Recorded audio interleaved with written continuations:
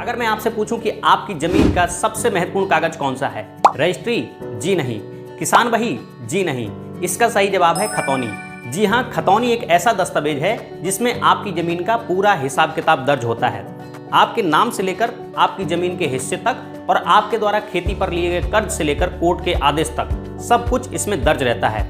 Video को पूरा अंत तक जरूर देखिएगा, क्योंकि आज की वीडियो में आप जानने वाले हैं कि खतौनी क्या है, खतौनी में क्या क्या लिखा होता है, खतौनी आपके कहां कहां काम आती है और सबसे जरूरी खतौनी में किसी प्रकार की गलती होने पर आपको क्या करना चाहिए। तो सबसे पहले जानिए कि खतौनी क्या है। खतौनी राजस्व विभाग द्वारा बनाया जाने वाला किसानों का सबसे महत्वपूर्ण दस्तावेज है, जो उत्तर प्रदेश राज्य संहिता 2006 की धारा 31 के अंतर्गत तैयार किया जाता है। आसान भाषा में समझिए तो खतौनी किसी गांव की जमीन का पूरा रिकॉर्ड है। हर गांव की अलग अलग खतौनी होती है, जिसमें उस गांव के सभी किसानों और उनकी जमीनों का पूरा विवरण दर्ज रहता है। खतौनी किसानों का अधिकार अभिलेख कहलाती है, क्योंकि खतौनी में दर्ज किसान की जमीन पर उसका पूरा अधिकार होता है, उसका मालिकाना हक होता है।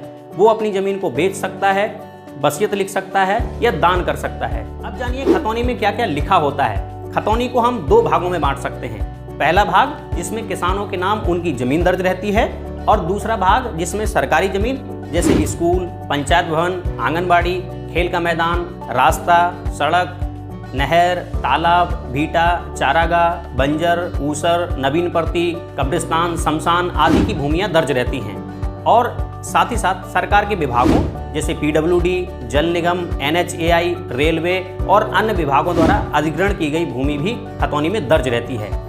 इसमें प्रत्येक जमीन का नंबर यानी गाटा नंबर और उसका क्षेत्रफल दर्ज रहता है।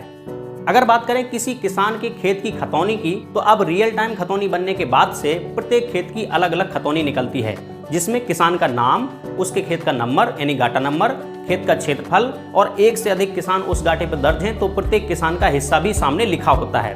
इसके साथ साथ खतौनी में लिखे गए गाटे के संबंध में किसी न्यायालय द्वारा यदि कोई आदेश जारी किया गया हो तो न्यायालय का नाम, आदेश जारी करने वाले अधिकारी का नाम, आदेश संख्या, आदेश का विवरण भी इसमें लिखा रहता है।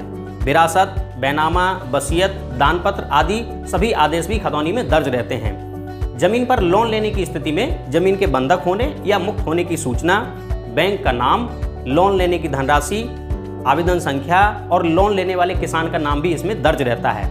अब जानिए खतौनी आपके क्या क्या काम आती है। किसी भी जमीन की खरीद या बिक्री के लिए, क्योंकि कोई भी व्यक्ति जमीन तभी बेच पाता है जब उसका नाम खतौनी में दर्ज रहता है। जमीन की नाप करवाने या अपनी जमीन से संबंधित कोई मुकदमा करने के लिए, KCC यानी किसान क्रेडिट कार्ड के तहत अपनी जमीन पर लोन लेने के लिए, प्रधानमंत्री फसल बीमा योजना का क्लेम प्राप्त करने के लिए, प्राकृतिक आपदाओं में फसल नष्ट होने पर मुआवजा लेने के लिए, खाद बीज और कृषि उपकरणों पर सब्सिडी प्राप्त करने के लिए, MSP यानी न्यूनतम समर्थन मूल्य पर अपनी उपज के विक्रय करने के लिए, प्रधानमंत्री किसान सम्मान निधि योजना के तहत हर साल 6,000 रुपये प्राप्त करने के लिए, मुख्यमंत्री कृषक दुर्घटना कल्याण योजना का लाभ लेने के लिए और सबसे जरूरी फार्मर रजिस्ट्री यानी किसान ID बनवाने के लिए खतौनी अनिवार्य है। इसके अलावा सरकार द्वारा किसानों के लिए चलाई जा रही तमाम योजनाओं का लाभ उठाने के लिए खतौनी बेहद जरूरी दस्तावेज है। और अंत में सबसे महत्वपूर्ण टिप्स आपके लिए ये है कि खतौनी में दर्ज विवरण जैसे किसान के नाम, गाटा संख्या, क्षेत्रफल, किसान के हिस्से में कोई गड़बड़ी या गलती आपको नजर आए तो तत्काल उसको दुरुस्त कराने के लिए अपने लेखपाल या पटवारी से संपर्क जरूर करें, क्योंकि रोग जितना पुराना होता जाता है उसका इलाज उतना ही कठिन होता चला जाता है। आशा करता हूँ आपको सारी चीज़ें अच्छे से समझ में आ गई होंगी। वीडियो पसंद आया हो तो वीडियो को लाइक करें। जानकारी और जागरूकता के लिए इस वीडियो को ज़्यादा से ज़्यादा लोगों तक शेयर करें और ऐसे ही जानकारी से भरे वीडियो देखने के लिए चैनल को सब्सक्राइब अवश्य कर लें। मिलते हैं जल्दी ही आपसे अगले वीडियो में, तब तक के लिए जय हिंद।